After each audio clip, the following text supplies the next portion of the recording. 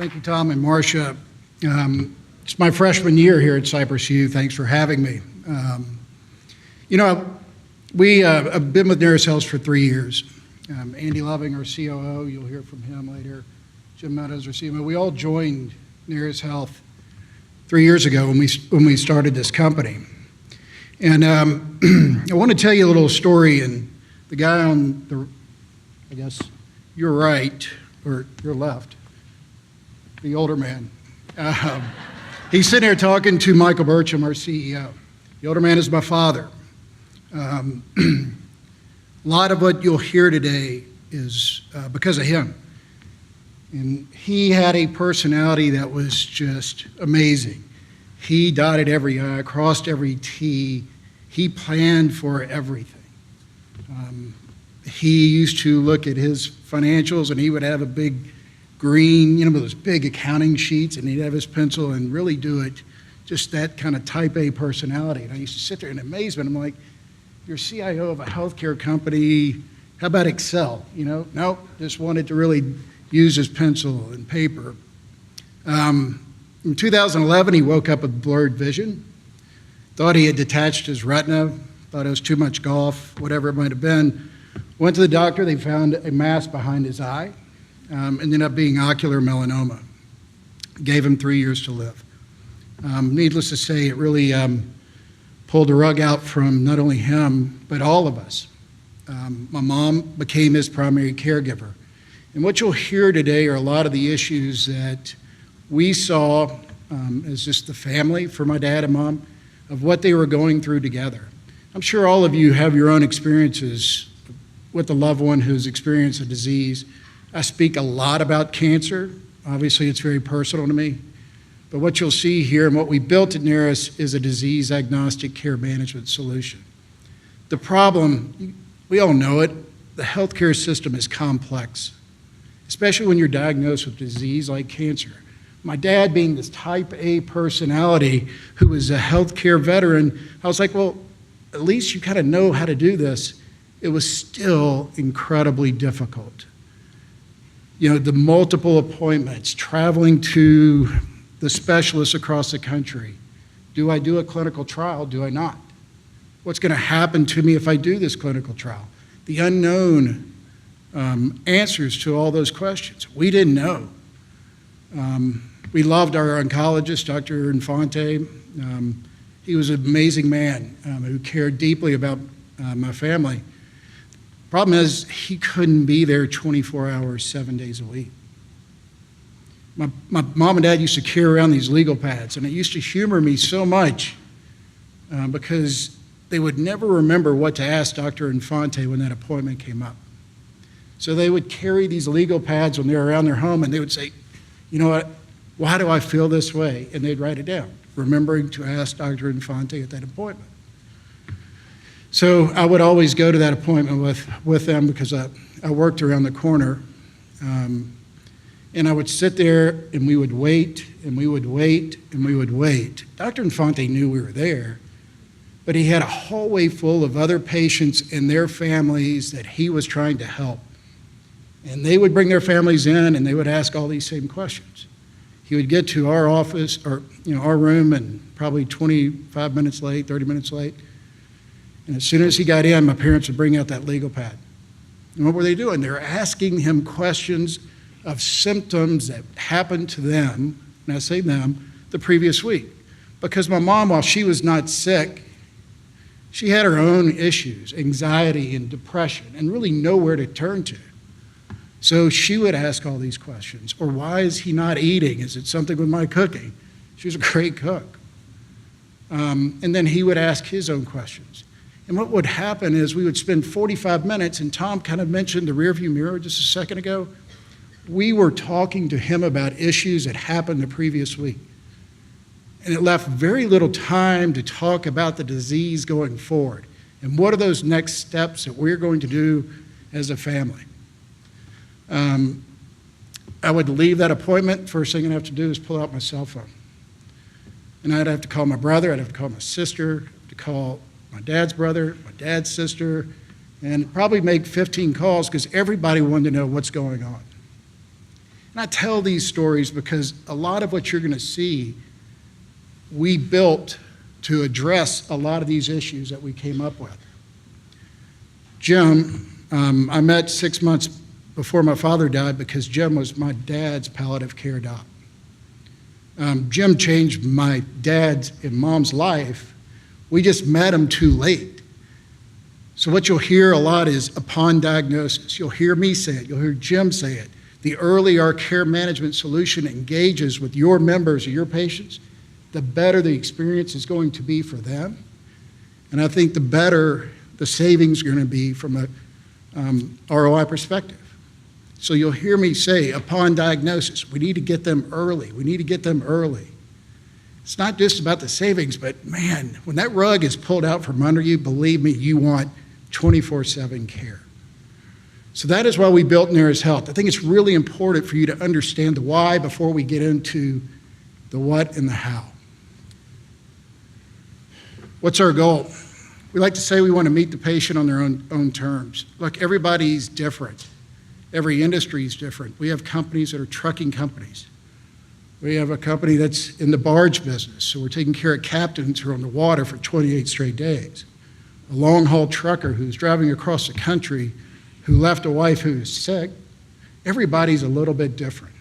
So we want to meet them on their own terms. And we also want to really understand what's important to them. A lot of people we take care of don't want to really open up fully on that first call. So we look for early wins. We really want to understand what's going on with them. So we want to address what's important to them. And all this starts to really build the personalized care plan that we will do for your members. Because we do create an engagement that's personalized. Because if we don't understand what's going on with you in your home environment, we can't create that personalized program. We want to educate you, of course, it's going through this, but it's really important, again, to educate the caregivers. Back to my mom, if she had only known some of these things, would we have done something differently? And then we want to support the providers. We are not there to second guess your doctor's decision. We like to say we serve as an extension of their care. Back to the Dr. Infante. I wish we had Dr. Infante available 24/7. We are an extension of Dr. Infante's office. We have a care team that is there wanting to help that patient, that member, and their family. So what is Narus Health? It's a team, all supervised by Jim. It's nurse practitioners, it's registered nurses, it's care coordinators, it's social workers. It's access to chaplaincy. We've recently added a dietitian to the team because we kept listening and we kept hearing people say no matter if they're fighting diabetes or they're fighting something like cancer, diet became something that they wanted help with. And we can kind of get into ways and talk to us about this after, of stories of people, how they're using their smartphone to really engage with our care team. Our service, like I said, it's 24/7, 365. Unlike the bukas of the world who are Monday through Friday, 8 to 5, isn't that really convenient?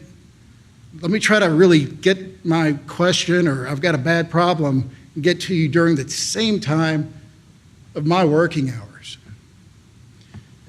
Symptom management, it's really, really critical for us to stay on top of the symptoms. If we can stay on top of the symptoms, we can keep them out of the ER and unneeded hospital admissions. Appointment coordination, medication monitoring. Jim will show you some of these of how we do it. But think about appointment coordination. Hey, why don't you take your lunch hour and go spend it trying to get an appointment and being put on hold? Let our care team do it. We'll just text you as soon as we get it all done. Here's your appointment. Benefit guidance, financial navigation, utilization review, all of these are services that we are bundling to offer to your members. Benefit guidance and financial navigation, it's a big one. When a person calls in to our system, it says, hey, this is Todd Cato calling in. Here is Todd Cato's insurance plan. Here are the partners that are a part of his insurance plan. Our care team would know, hey, if The last time Todd Cato called in was 10 days ago, and here's what Todd was dealing with. So we're not starting from square one. We're kind of continuing the journey with you and understanding what's happening with you. Financial navigation, I think we've all been there when you get just stacks of EOBs. They just start coming, especially when you're dealing with a chronic disease. And a lot of people are just calling us going, I don't know how much I owe. And the stress and the anxiety around what does my financial future look like?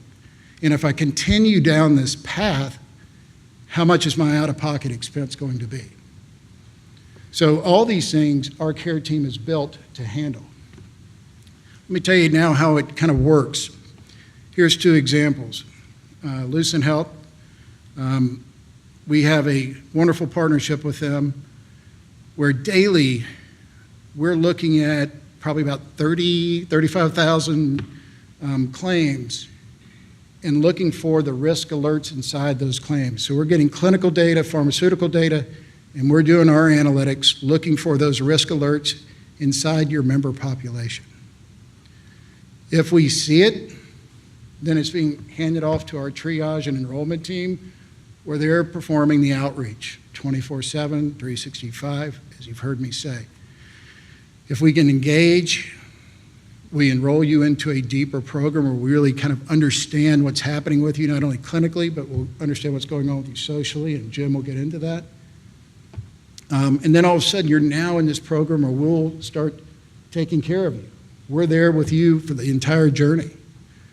I mean, the other instance that I have up here is just the other TPA and then the Blues of the world or the Cignas of the world. The big difference in what we're doing with Lucent versus the other. We can work with the other payers, but they're giving us their data 35, 40, 45 days after. So after every month, we're waiting. We get the claims dumped from these guys. Then we do our analytics. It might be 60 days before our team is able to reach out. And you're like, where the hell were you 60 days ago? And that's the beautiful thing, what we're building with Lucent, Cypress, and these others is daily our team being engaged and doing the analytics to reach out to you when it's important. Jim? Don't advance that. Okay. Don't advance that one. Is this one on now? Okay. I move. He's standing still. I have to move. So something that I want to highlight that Todd just spoke to, you know, when I was practicing clinical a couple of years ago before joining Narus, you could have put a couple of scenarios in front of me and I would say that, you know what, that's next to impossible to do. And one of the great activities of being able to participate in what we've done as a company in the last 3 years is bring some creative thinking and realization to what's capable, what you're capable of doing when you can mix technology, clinical oversight, business oversight, so forth and so on. To highlight that, probably 5 years ago, nobody in this room ever thought you could order paper towels at 2 in the morning, sitting in bed, and have them delivered that morning at 10 o'clock. And there's companies out there that have solved that, right? We would have said, oh, you're full of it. So we have done some of those things. So if you told me that I could look at 35, 40, 60, 100, 200,000 claims and every day be able to say, this is somebody that needs an intervention who's living it in the moment, I would say that's probably not possible. It is possible because we do it. We do it every single day. And it's the value, especially as Todd just mentioned, of having the daily feeds of data coming in all the time and setting up rules in an analytic process that we developed that is client-specific, company-specific, that says that's someone that we need to reach out to for company A, but company B says, no, we want you to wait until this happens or this happens or this happens. That's part of the customization of our product. Now, I'm a purist. I love everything about plans and we need to cut costs and we need to do this, and all of you are much more intelligent than me when it comes to that. But it was spoken to earlier, we can do all of these things in the world. What matters is when you walk into the room and you sit down with the patient and you start discussing things. If you don't fix the problem at the patient level, none of this other stuff matters. And so what we really tried to do as a company is figure out, identifying people is one thing, you gotta engage the folks. So The reason I mention that is because I highlight the importance of that triage and enrollment block. When we identify people in our company, we have specialists who do nothing but cold call individuals. And it's a hard job, if you think about it, because you're having to call somebody and you're having to say, I don't know all your business. I know some of your business. I don't necessarily want to tell you all the business I know because I respect your privacy. Your employer doesn't know I'm talking to you because we respect confidentiality. You're really scared. I'm offering you a benefit that's not going to cost you anything. There's no catch, and it's going to make your life better. And probably all of you would call BS on that, right? If it was you on the phone. We're fortunate that we have people that are just trained to do this every single day and not scare someone who is literally in the moment of the rug being pulled out from under them. So it's an incredibly important thing. And then once we get someone who says, you know what, I do think I want to try this, then we say, now you're going to get a dedicated team. All of those people that Todd mentioned, a nurse, a care coordinator, social worker, we don't just want to give you, here's some nurses you can call. You get a nurse. Your nurse is Betty, your nurse is Tom. And that's going to be your nurse throughout the entire duration that you're with us, and your care coordinator. We strongly believe in continuity because I don't want you as a patient calling a week from now and having to regurgitate your story.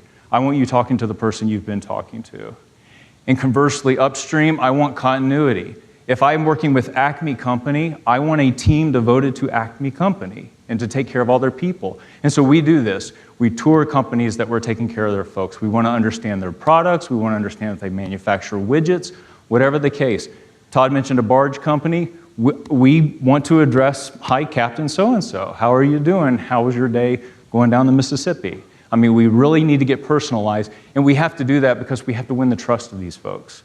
Todd mentioned the early wins. One of the first things I tell my team is, look, I don't want you to get someone on the phone, especially in the beginning, and start hammering them about their advance directive. That's not what this person needs to hear. They want to hear, what is your biggest pain point today? My biggest pain point is they're cutting off my electricity because I can't pay the bill. Let me see if I can fix that for you. Because if I do that a couple times, 6 months from now, when you got some really hard decisions to make, you're going to listen. We're going to talk, right? So that's what we try to do as a company. I have been voluntold that you have to listen to me for 15 minutes tomorrow as well. So part of what's going to happen 15 minutes tomorrow is I'm going to show you a little bit more about how we actually identify people and call out specific cohorts.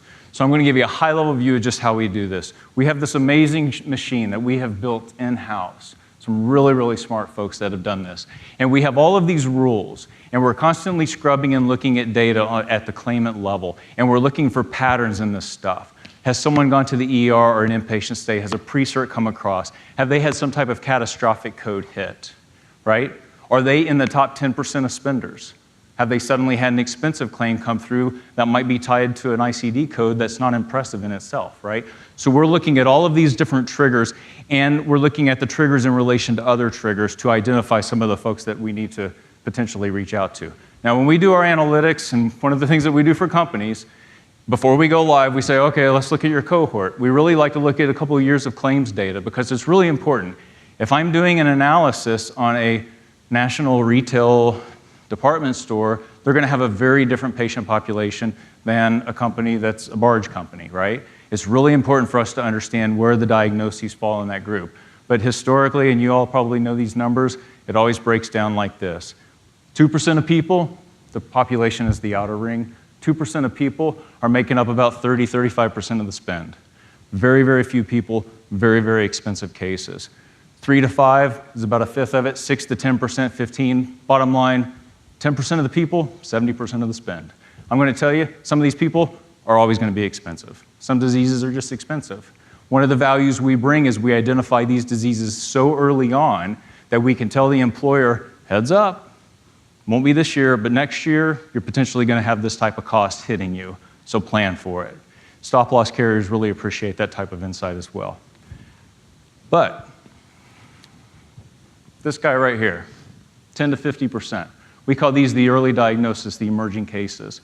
Someone who's otherwise relatively healthy, Todd, if I can pick on your dad's case, for example, nothing to really suggest. He didn't wake up one day in the really expensive category. He woke up with blurred vision one day, right? He's eventually going to move into that top category. This is where we really look for folks in that data analysis I was talking about. catching them as early as possible, because as they're going through their medical journey, we can really help them navigate, ultimately potentially driving down the cost of care, not because we're trying to manipulate the course of their treatment. Todd mentioned earlier, we don't get between them and their doctor. And one of the beautiful things that we leverage as a company is human nature. So I practice medicine, I did this all the time with patients. I would divert patients from futile treatments all the time. I never went in a conversation saying, I really want to talk them out of getting this test. It's not my choice whether they get the test, it's their choice. But for you to make a decision, you deserve informed consent. We talk about this all the time in medicine, we never do it. Informed consent means to really explain to the person, this is what happens if you do it, this is what happens if you don't, this is potential benefit, potential risk, et cetera, and then human nature, more times than not, will choose the lesser aggressive path if the outcome is no different or minimally different, right? So that's what we do at Narus, and it usually works out. So this is analysis we did. This is a company we do business with, 12,000 lives, so pretty good sized organization. We took their top 10% and we broke them down into 3 other categories. One of the things we do is we look at all the ICDs and we roll them up into a parent category. So I just want to know how many cancer patients do I have, how many cardiovascular, how many neuro, whatever the case. So that's what we did, and we broke it down in their top 10%, and I'll tell you scientifically, no statistical difference in the diagnosis prevalence. But if you want to talk about difference, look at the spend. The lower 10% is about $2,000 PEPM. Look at the really expensive group. Tremendous different spend in these people. You can look at the ICDs and CPT codes all day long. It's never going to tell you why one side is more expensive and the other side is less expensive. And so this is one of the things that we have done at Narus Health to really shed some light on this, because I will postulate that I can probably predict more about your health and your outcome and your spend if I know your address more than I know your genetic code. And the reason for that is, and research has shown, 80% of what drives cost, 80% of what drives treatment and choice has nothing to do with clinical diagnosis. It has everything to do with the psychosocial aspects of your disease. And right now, there's nothing that structures data in a meaningful way that explains the psychosocial aspects of who you are. What do I mean? Well, do you have a caregiver?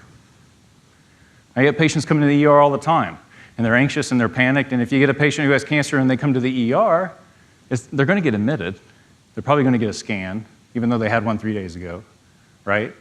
They're going to get oxygen and fluids, because we do that without even thinking about it. What are you here for? Get an IV and oxygen. We just don't even think about that. You're going to get these things because of your diagnosis. You start talking to the person, well, why'd you come in? Well, I was having palpitations, and I was this, and I was this. Well, what else? Well, I didn't have a choice. I don't have a caregiver. So I picked up the phone and called 911. I can't code no caregiver, right? And next week, they're going to show up in the same reason. There's no way for me to code. There's no way for me to understand. They're not coming here because they have palpitations. They're coming here because they have no choice, right? And this happens with every single person, no matter what their psychosocial class or anything else. We always give an example. You could take 2 breast cancer patients, 45 years old, okay? Same diagnosis. Give me a second diagnosis. They both have mild high blood pressure, whatever, okay? 45 years old. And one will outspend the other 6-1. And we're going to look at claims data, and we're going to try to figure out the entire story from that. You're never going to figure it out. The reason the one spends 6-1 is because it's a single mom, lives in a rural area, has a primary doctor that she can occasionally get to see. You call the primary doctor's office after hours, it says go to the ER.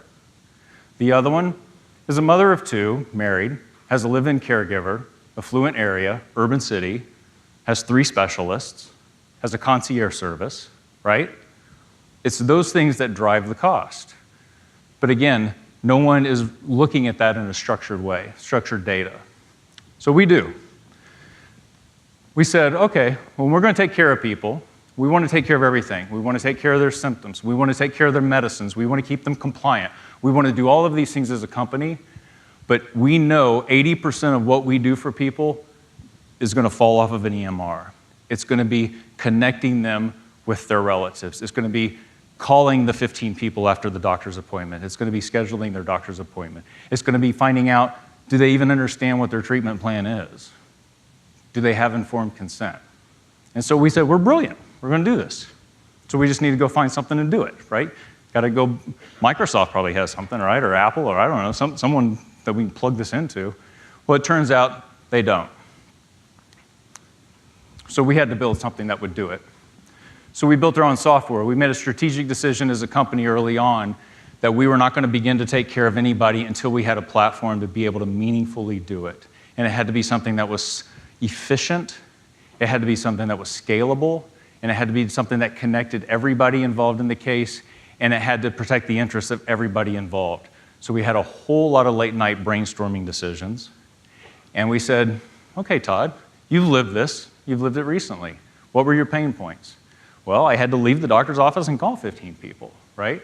And I said, well, as a doctor, I'm going to tell you, if I'm getting reports from some case manager that are 12 pages long, they're going to go in the trash. I'm never going to read those. So if we're going to communicate with a provider in a meaningful way, it's got to fit on one piece of paper. And you can't get in my way.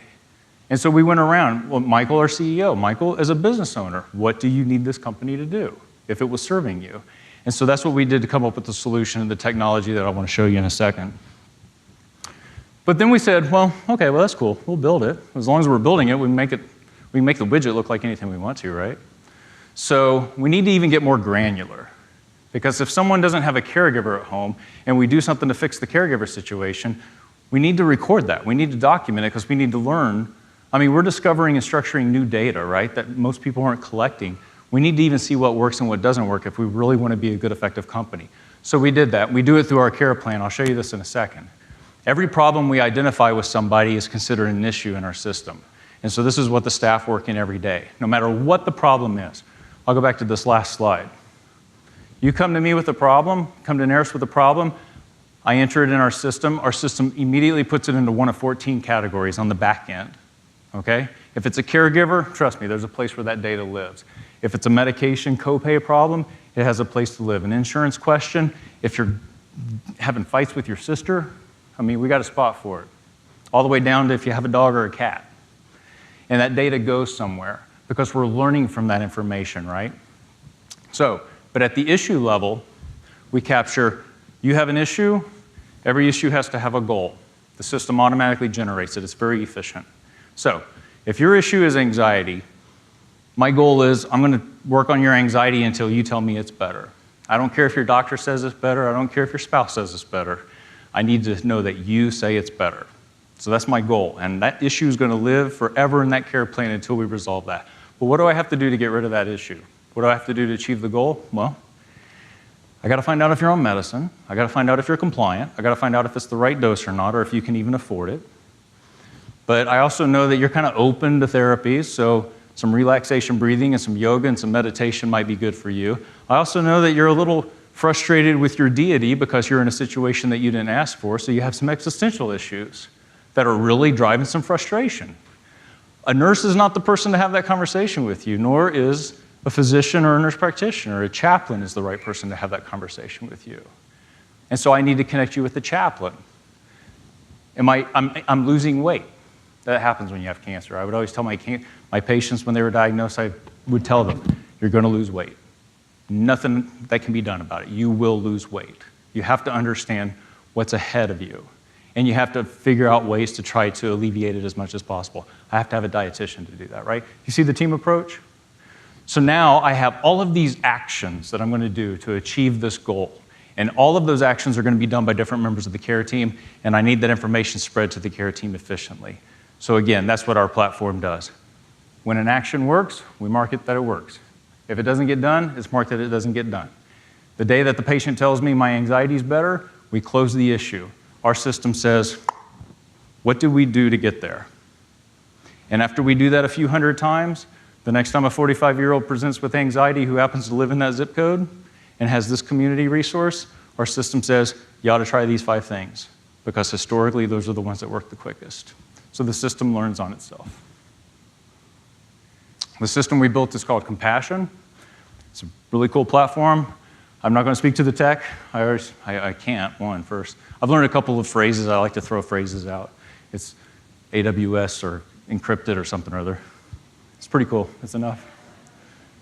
But then we also said to make this work and to make it work in the future, we need to build an app. Everybody has an app. Everybody has an app, and we get that. What makes our app so useful is there's someone living 24/7 on the other end of the app. And so we look at the analytics of where people go in our app, and they're usually going to the thing that has some element of communication. So I'm going to show you a little bit about what our app does. But we said, Todd's scenario. Todd's dad's version of the app does not do Todd any good. Todd needs a family version because the patient doesn't want everyone in the family to see everything. We have patients who say, I really want my neighbor connected to my care team because he or she gets me to the doctor, but I don't need him reading my business, right? So we built 4 versions of the app. Our system knows which version you're supposed to have. The patient totally runs it. If you get your brother's on it and then you get mad at your brother, you can kick him off. He doesn't have access to it anymore. So we built all this logic on the back end. It's a really effective tool. About 1/3 of our patients really use it and embrace it. You don't have to use the app to get the full scope of our service, but of those who use the app, it's their preferred means of communicating with us. See if it works. So this is a little bit of how we do symptom reporting. Patients can come in at any time, report any symptom, any of 12 symptoms. The symptoms get submitted to the system. On the back end, the system does something I'll show you in a second. Normally, I do a live demo. There just wasn't enough time to do it. And proactive care. The most used thing in our app is the messaging, two-way encrypted messaging, where we can reach out to patients or they can reach out to us securely, directly to their care team, say, hey, I'm not feeling well, I got some nausea, not sure what to do about it. The care team is responding. The system knows on the back end how to route the messages to the right people, how they can execute care on it. It's all preserved as part of their record. Show you a couple of screenshots of this as well, just kind of speak to it. On the right, this is Compassion. This is how it lives. On the left is the mobile screen of how it interacts at that stage of it.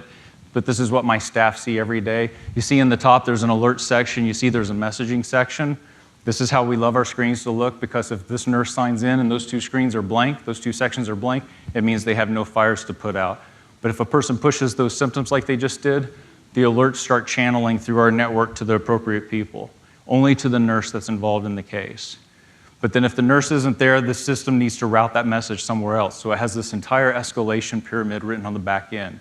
So if it goes to the nurse and the nurse doesn't respond within X number of minutes, right now it's about 5 minutes, it rolls over to the other members of the team. If they don't respond or if they're off duty, it rolls to other covering nurses. If they don't respond, it goes to the nursing supervisor. If they don't respond, it comes to my phone. So I can have 100,000 people throughout this country who push one symptom to me or push one symptom to their nurse. In 10 minutes, my phone would buzz if nobody picks it up, even standing on the stage. What it means is, it's one of those other things where you said, I don't think you can analyze data on 35, 40, 50,000 people. If you told me 2 years ago, I would know within 5 minutes. Technically, I would know instantly, but I would be alerted in 5 minutes if any of 100,000 people push the symptom on their phone. I would say that's nonsense. But it actually isn't, because we've built it. There's power in this too. I'm going to get on my soapbox. I'm really sorry. There was a really pivotal study that came out this last year in cancer care, where they gave cancer patients an electronic device to report any 12 symptoms. And it just happens to be we built ours for 12 symptoms. That the symptoms that we report are ones that have already been correlated to poor quality outcomes and high utilization. But this study allowed patients to report symptoms electronically and get almost immediate feedback from their provider. The conclusion of that study found that the patients who had that tool and used that tool had a survival time that was 5 months longer than the group that didn't have that tool. In cancer, 5 months is a big deal. 5 months is a really big deal because you look at some of the most modern 6-figure cancer treatments right now, they're not improving survival that time. And it's all because of real-time fast response rates to symptoms. So this is a really powerful tool that actually can improve prognosis, or survival times, I should say. Within our Compassion platform, those symptoms are pushed to a symptom report card. That's what's at the top of this patient banner. This is, to Todd's point, when a patient calls, in this case, Mr. James Davis, our system knows James Davis is calling, or if James Davis's spouse is calling, our system knows it, populates the screen for the appropriate care team member before they can even say hello on the phone. This is how American Express works. If you call them today, they answer you, they're like, hey, Bill. And you're like, how the hell do you know? Right? So it's that same type of technology. You want to talk about winning over trust in people? When you can answer, the right person answers, this is really important after hours too, because it may be that the nurse answering the phone has never talked to James Davis. But in the second I answer the phone, I already know that he has allergies, I know he's a DNR, I know he has an advanced directive in a post form, I know what his issues are before I've even had the chance to say hello. This is the back end on the messaging. I already showed you that with the animation, so I won't speak to that. One of the things I will say about the messaging, though, is you all have iPhones or Androids or something like that. You know how the messaging works. It's the same way ours works. So if I'm talking to the patient and I need to route the daughter in who lives 2,000 miles away, and I need to route this person in and I need to have the nurse in it, we can all have a group conversation. So we can do group messaging, we can do one-off messages. It works just like your native messaging. So it's very easy learning curve. This is a really powerful thing that we did, because we said, well, as a patient, you suddenly find yourself having to go to the ER or go somewhere else, and you have really important medical documents and so forth that you really need to be able to share with the doctor, but you don't want to carry around a briefcase full of documents. And I think there's something later on, I don't know where Tom is, but I think there's something later on in the agenda about documents. So we said, well, heck, we need to give every single person the ability to upload, or we can upload on their behalf, important documents, whether they're medical documents or financial documents or whatever, insurance documents, and have a secure place to store it so that it's accessible immediately on their phone, which they can then share as they want to, or we can share it on their behalf. So every single person that's enrolled in our program has a secure place where they can upload any of these documents whatsoever and get access to them. There are companies that have spent millions of dollars just for an electronic storage solution for advanced directives. It is just a very, very small piece of the service that we offer to everybody. This is how our care plan develops. Again, I've already talked about this a little bit, but again, every single one of these issues that we're working on behalf of somebody, I know it's probably a little blurry, but behind every single one of those issues is the goal, is the actions. They have due dates. We're marking whether it's working or whether it's not working. And anything that we're doing in that care plan is immediately accessible to that mobile device. So again, the scenario, think of the scenario of, I got a guy in Nashville, where I'm from, a patient in Nashville who reports a symptom on their mobile device and has a daughter that's 2,000 miles away, or the trucking example, who that person, through the patient's permission, instantly gets notified on their phone, the person just reported nausea, and here's what Narus is doing in real time about it. And that daughter 2,000 miles away can open a message the nurse and said, hey, I see that my dad just reported this, what's going on? You imagine the power of that level of connectivity happening in real time. One of the other big things that we do is medical reconciliation.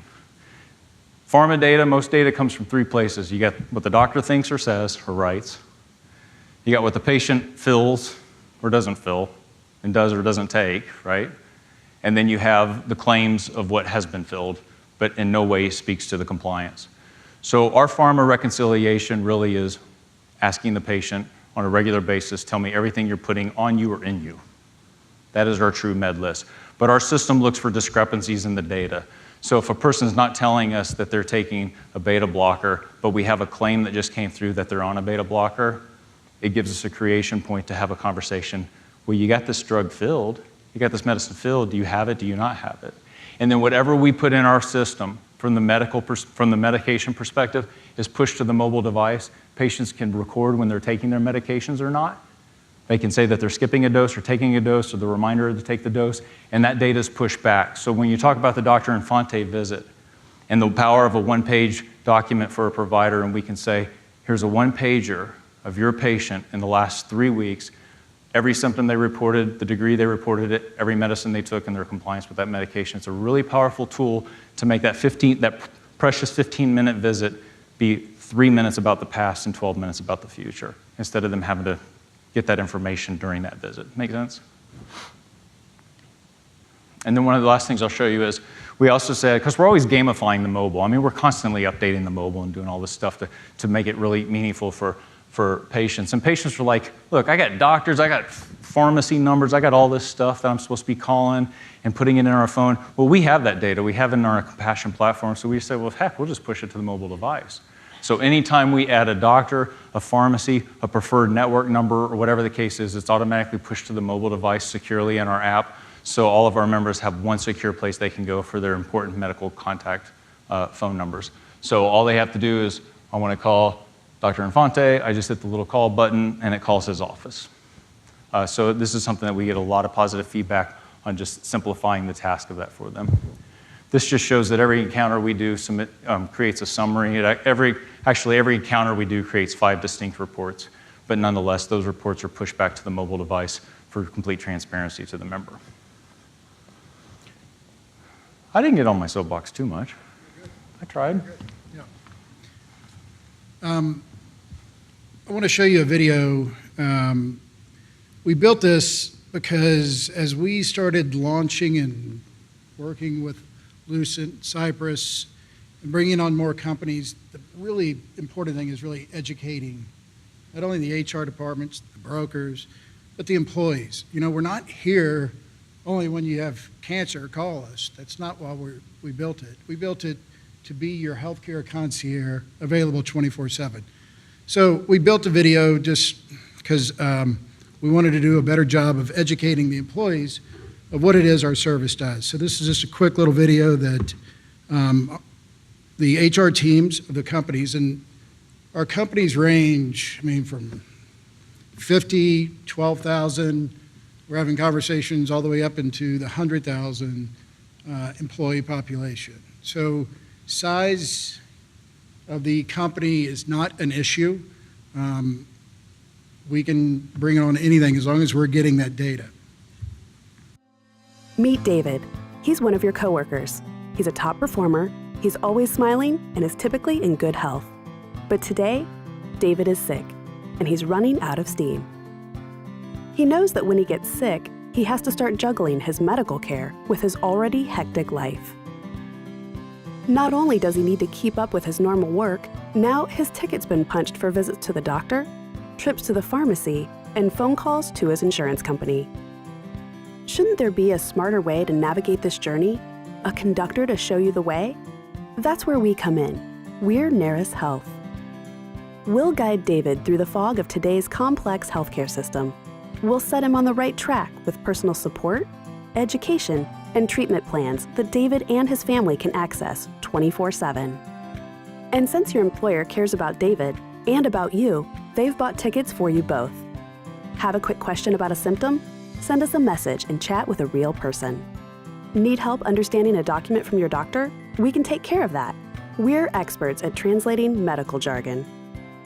Based on your needs, we can even pair you up with a team of doctors, nurses, and other caregivers who will put your care and understanding first. So what does this all mean? It means that David and his family can spend less time on the stresses of his illness and more time on rest, relaxation, and taking the scenic route.